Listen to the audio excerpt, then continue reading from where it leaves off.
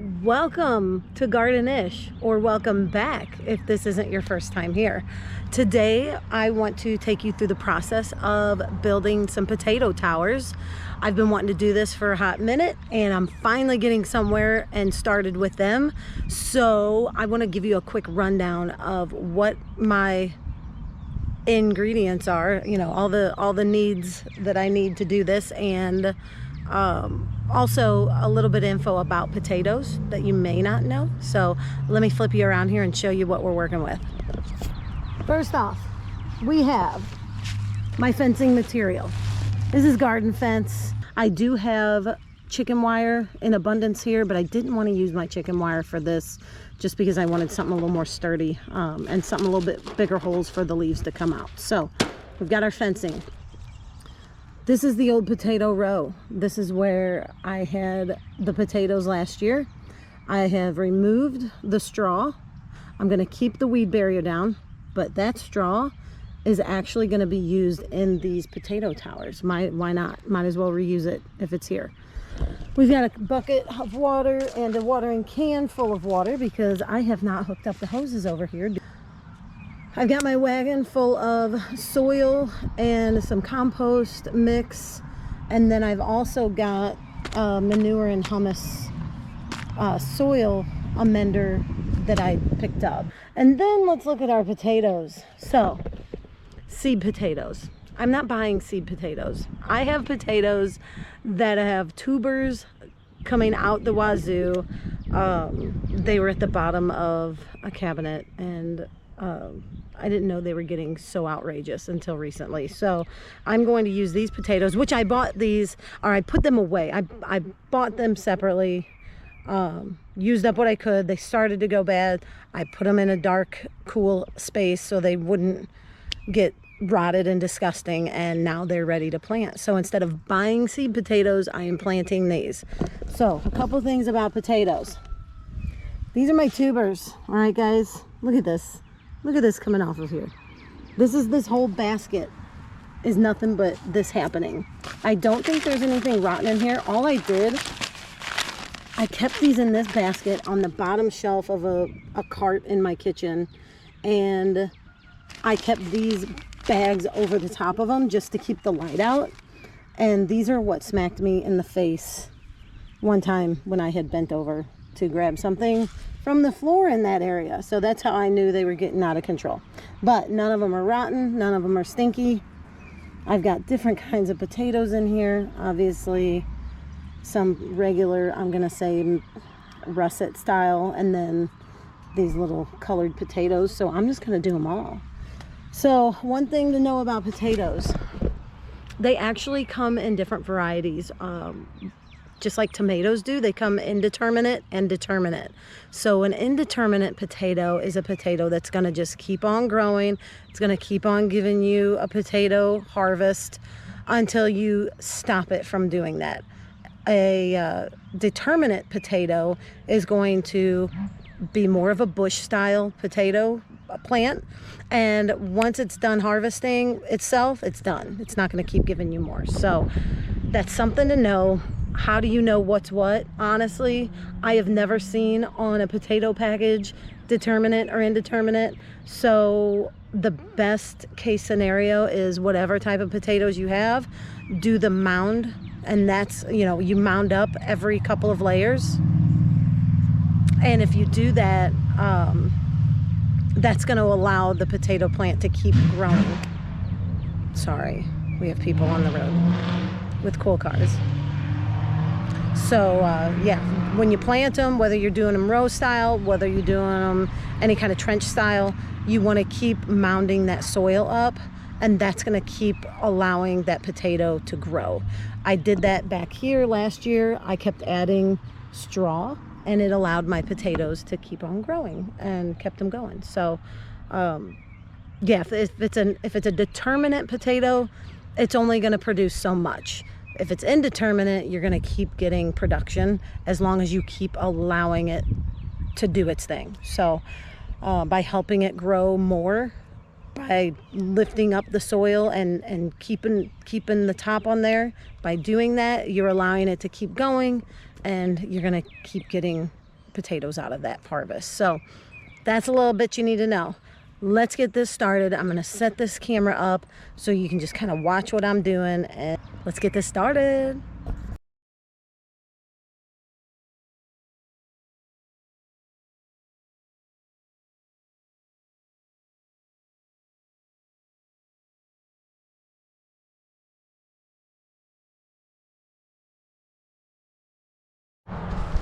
Okay, just a reminder, anytime you're cutting any type of fence material that is metal, be very careful.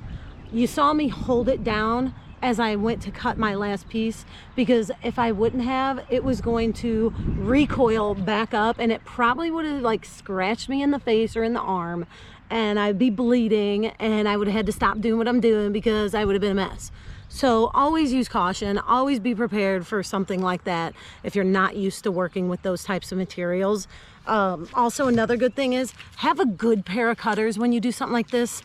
These ones are my old janky ones, and I should have grabbed my good ones because it would have been a lot smoother of a transition there.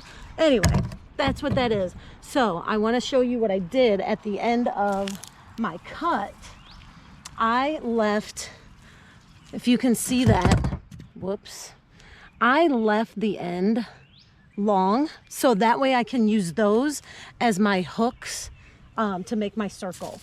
Because I was originally, I was like, hey, I'm gonna go ahead and just use zip ties. Well, why the heck am I gonna waste zip ties when all I need to do is make a little hook at the end of my cuts? So I will show you how I do that, and then we're gonna do our layering. So basically all we're gonna do is we're gonna make this round so it's a tower, and then we're going to add straw, and then I'm gonna add some compost material, soil, compost, the manure mixture that I'm making, and then I'm gonna lay all my potatoes in that layer, and then I'm gonna cover them up with some straw, and I'm gonna do some more compost material, potatoes, straw, compost material, and we're going to do that all the way up.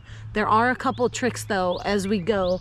One of them is you do not want your compost material to blow out the sides basically. So you need to make a barrier of straw where you have those potatoes, and that way the compost will stay inside and stay contained where it is supposed to be. So let's get this started.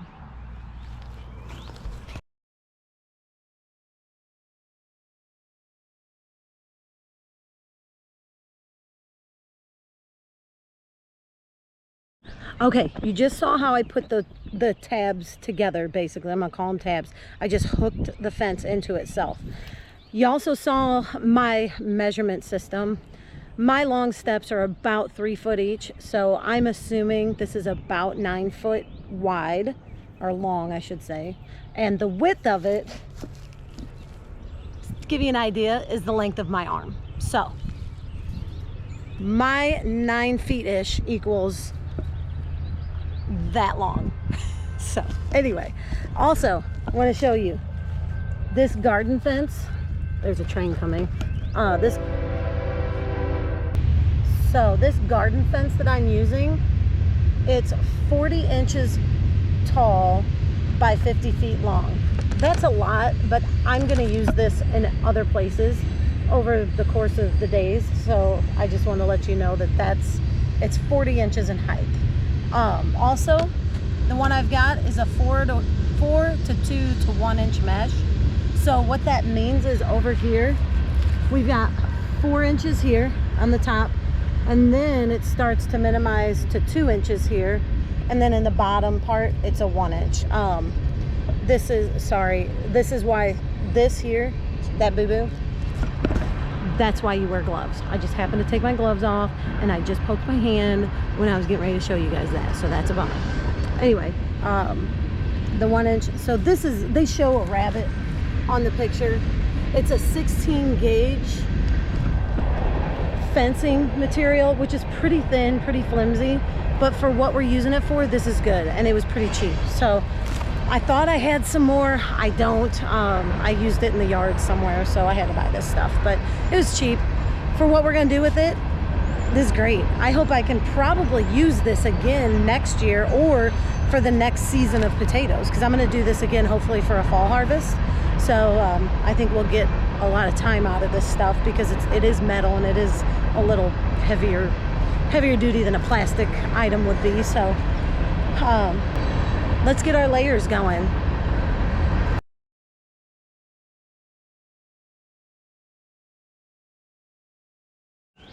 Okay, you see what I'm seeing?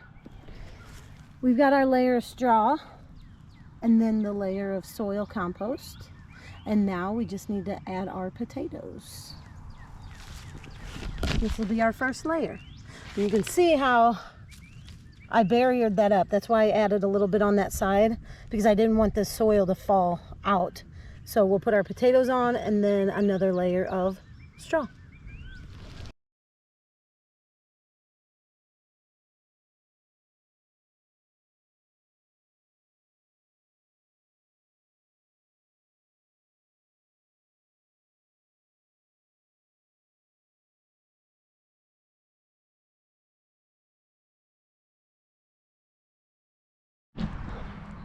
Okay, so you saw the couple layers. Now I'm going to take some water. I'm going to soak it down, just get them established with some water in that soil, and then I'm going to do as many more layers as I can in this tower because I want to get as many of those white potatoes in here, and then all these colored potatoes, I'll do those in a separate bin, a separate tower. So we'll see the difference of them.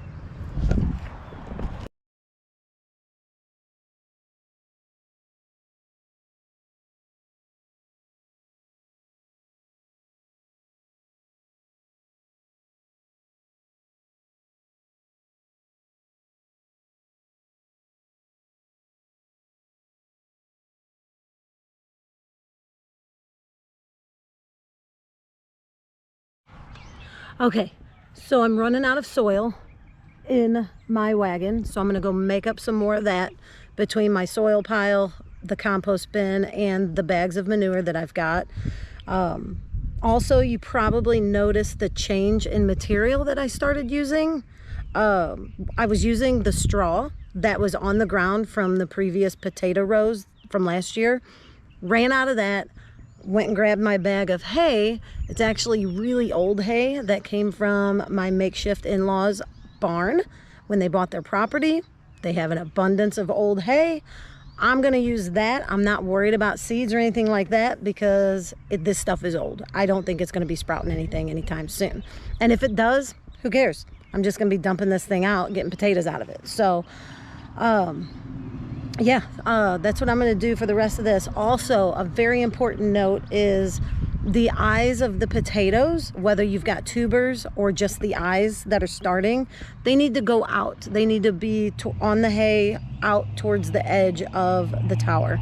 That way they can find the light, they can start growing outside of that fencing material that you use, and they can keep on growing that way. You need to make sure those eyes are pointing out. So you saw me in the very beginning, I used my garden stake and I was just kind of pushing them around to get them situated on the outside edge of so they'll be able to sprout out and grow their leaves out of the fencing. So let me go make up some soil and let's wrap this thing up.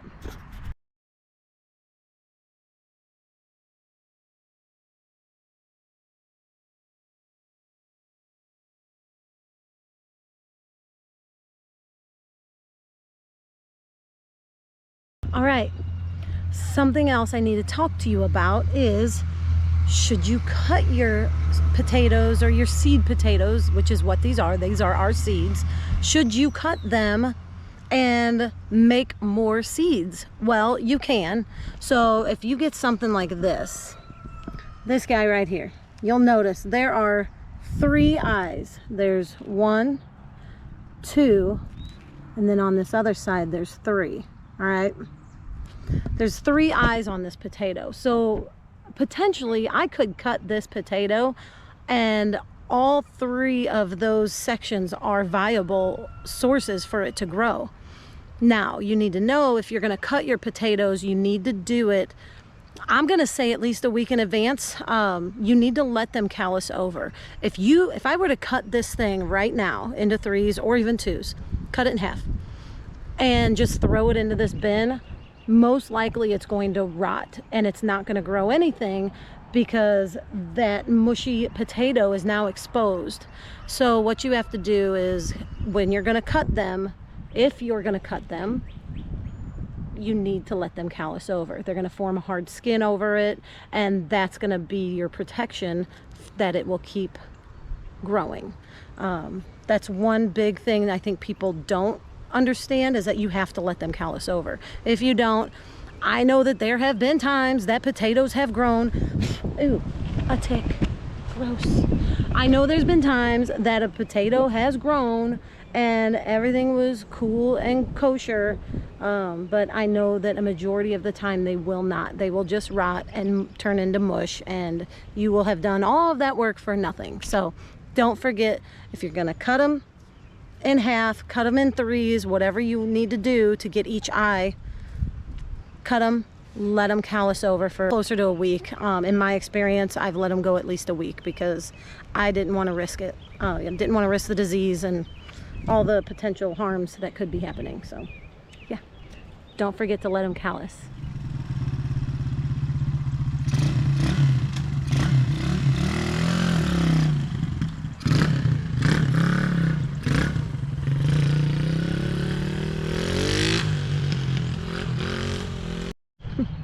Okay, I finished up all my layers. I probably have enough to do one more. I know I have enough potatoes, but I'm gonna call it at this because we have that happening. I heard thunder way off in the distance, so I'm not too worried about it, but I need to get this stuff cleaned up.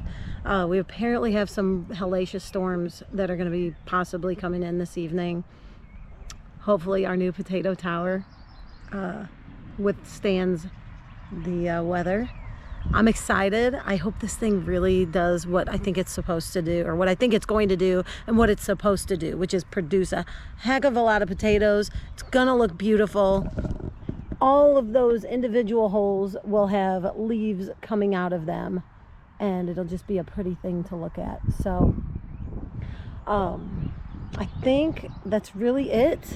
Make sure you water it. I didn't do the final a big last water just because I know we're getting rain tonight, but I did water it in the layers. After I did a couple layers and then I watered it, did a couple more layers and then watered it. So make sure you keep it wet, and then when the time comes to watering it on a regular basis, I'm just gonna soak it down. I've seen other towers where people have put like a PVC pipe with a bunch of holes drilled into it into the middle, and they built around that, and apparently that didn't give much difference from the towers that had the PVC versus the towers that didn't. So I'm just gonna make sure that I do a good soaking. I may end up running some of the garden water system in, like, on top of that, so it'll just soak it while I'm out here. I can just keep it running. But yeah, so that is our garden tower project, and also motorcycles.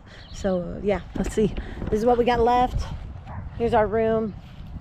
I've got about, well, what are these, 4 inches, right? So we've got 8 inches of space here.